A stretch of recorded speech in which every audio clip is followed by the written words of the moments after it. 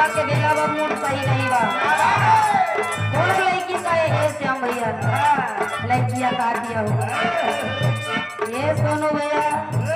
हे नीरज भैया लड़किया कहे ये जवानी के दुनिया दीवानी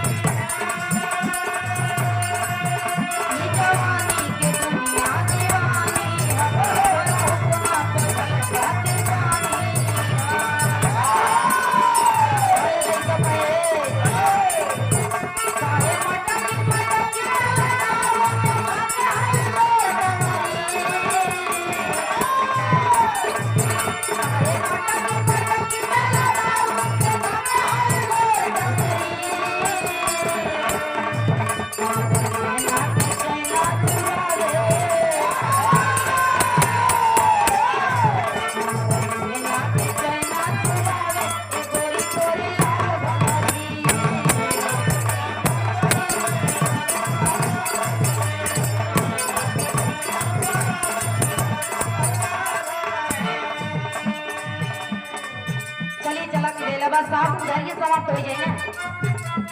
उधर समाप्त हो जाए 1 मिनट रुका हो 3 मिनट खड़े हवा बहुत बहुत धन्यवाद उस्ताद आप शुरू कर रहे हैं। हम और आप अगर नहीं जागृत होंगे साहब तो कौन जागेगा। कोई चाहता है कि किसी का समाज ऊंचा हो जाए कोई चाहता है किसी का कुछ बन जाए नहीं ये हम और आपका कर्तव्य है जाग करके लड़ाई लड़ के कठिन तपस्या कर करके शिक्षा ले करके अपने हक और अधिकार के लिए लड़ेंगे। ये प्रियंका इसने ही इस मंच पर नहीं हर मंच पर यही बोलती है कि साहब आप अपने बच्चे को कम खिलाइए 1 रोटी कम खिलाइए कपड़ा फटा पहनाइए लेकिन अपने बच्चों को शिक्षा का ज्ञान जरूर दीजिए। जब आपका बच्चा शिक्षित रहेगा तो कहीं से भी कोई भी लड़ाई लड़ सकता है। अशिक्षित न रही पता लगा कि 12 साल के नाई बहन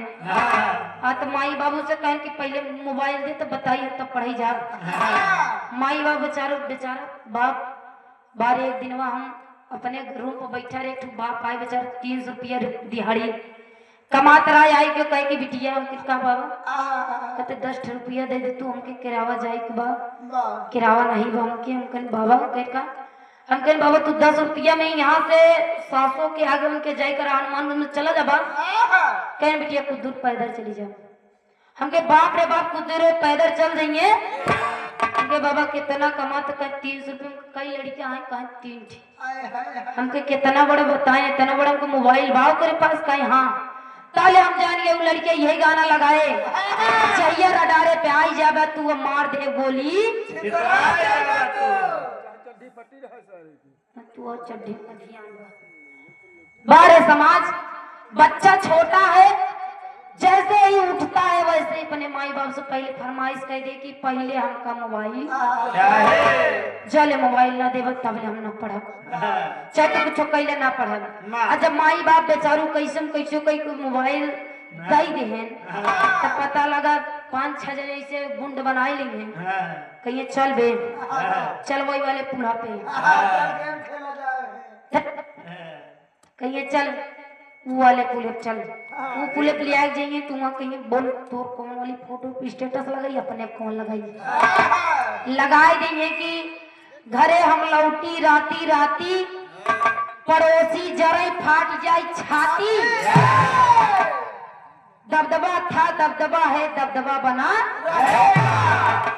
कभी ये बात ना सोचा है कि हमारे पापा 300 कमात हैं हम कहे अपन दबदबा बनाए कि नहीं अपने घरे के दबदबा में रही बारे मेरा समाज लड़कियां 12 साल 15 साल के बाबा माई बाप अरमान लगाए हैं कहे हमारे बेटवा बड़ा हो जाए बहुत एक बेटवा बा धूमधाम से बियाह करब गैन तोहर बिरहा करब कोई देख तोहर बिरहा करब। अब पता लग लड़के 15 साल का नहीं एक लड़की इंस्टाग्राम पर पटाई ले इंस्टाग्राम पे इतना सिस्टम बेकार हो गया साहेब ससुरे जवन करिए हाँ वो एकदम चमकाता जितावा यहाँ वो एकदम चानी हो गया देख ले बड़ी गुरहाल लड़की कहीं बिया तो तोहीं से कर पगलऊ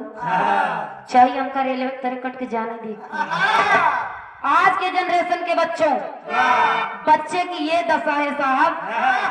15 साल की नाई बहन लड़की बढ़िया से बात करे लगे कहा कि बियाह करना है तुम न रहा पंखम फांसी लगाए लग तो करवाई क्या कर अब बताओ माई बाप बेचारे मजबूर हो गए कहे के भैया तू रड़वा जहाँ कहा तुझे कल जा कही दे अनाई पता लगा ना कटाई ले तो हो बाप रे बाप गवा लड़की आए केल अपने घरे से गवा उधर से लड़की आई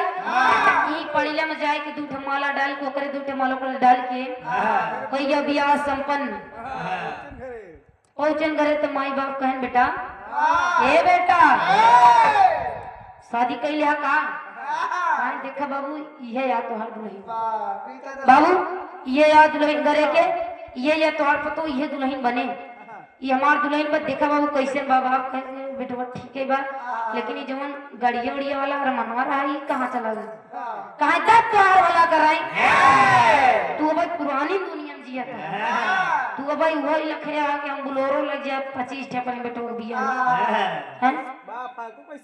फालतू पैसा खर्चा करबे दुल्हन जब हुआ तो भाई इतना घुघुट काट ले अजय आई इतना घुघुट काट ले काहे की बाबू से पनिया लाई ए बाबू पनिया लाई बाबू फूल के कबड़ौरा हो गए के बाबू पनिया लाई तो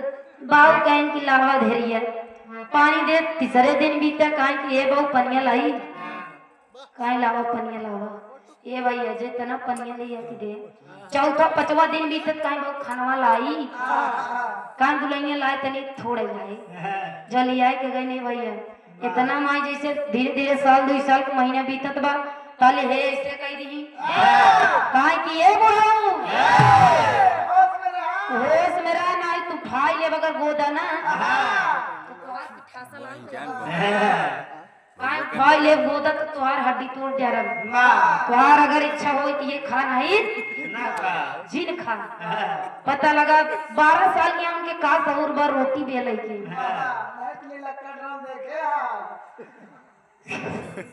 का सहूर बार रोटी बेले भैया 12 साल की लड़की की का जानकारी बा लेकिन बियाह करे के जानकारी बियाह कैसी करे के बा कहाँ करे के बा कब करे के बा ये कुल जानकारी बा आजकल के लड़कियन के ताले उ लइकवा धीरे धीरे समय बीतत बा लइकवा गांजा पियैला लइकवा गांजा पियैला ताले उ लइकिया अपने भाई के पास फोन लगाए कहे भैया अरे मोर बिरनु ई पियक्कर निकल के दहिनाती एक हम का करी भैया पहुंचे दुआरे काहे रुक रे बहिनी पहुंचे दुआरे काहे का बहिनी का हाल बा तब तक बहिनिया पहुंची वो गुड़ और पानी लेके काहे हे ई पियक्कर दहिनाती एक माटी दियौले के का कही पछतात है उ लइकी अपने भैयावा से कहत बा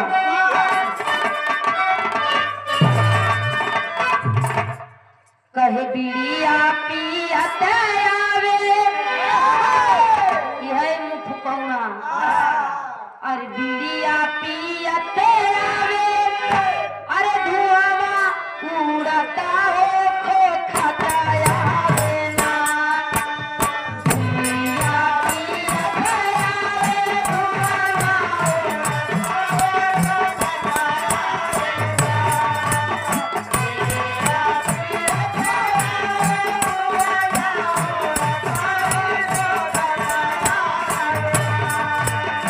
Yeah.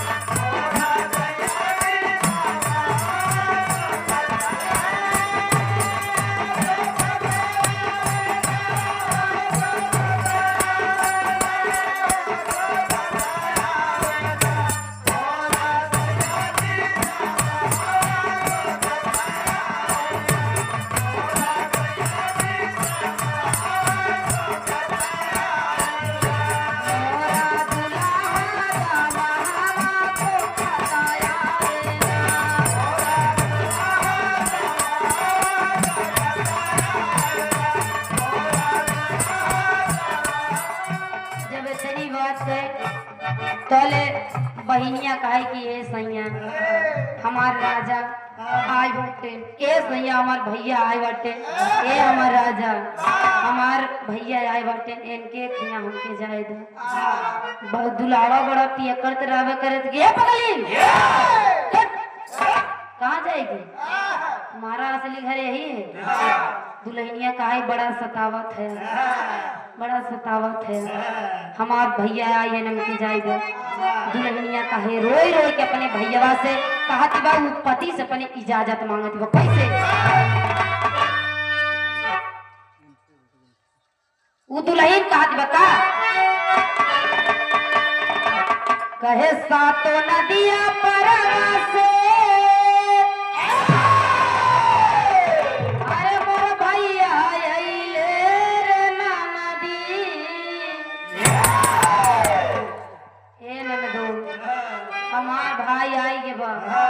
लेकिन ये मुंह फुकौना जाई नहीं देता। कहे सातो नदिया परवा से मोर भाई आइले रे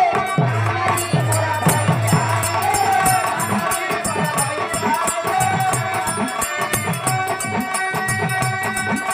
सातो नदिया परवा से मोर भाई आइले रे नदी मोर भाई आइले रे नदी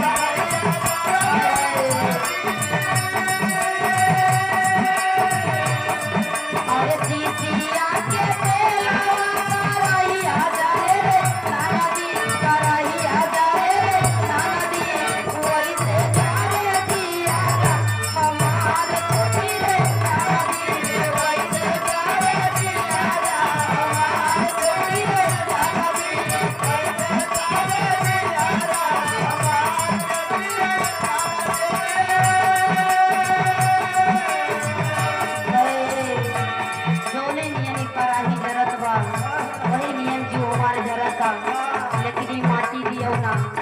सीधा नहीं करत। दुल्हन कहे सावाना भागवाद तोरवनिया सुवेरे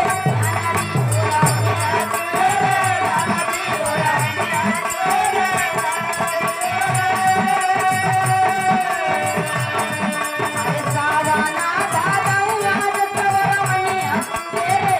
नदी तोरवनिया सुवेरे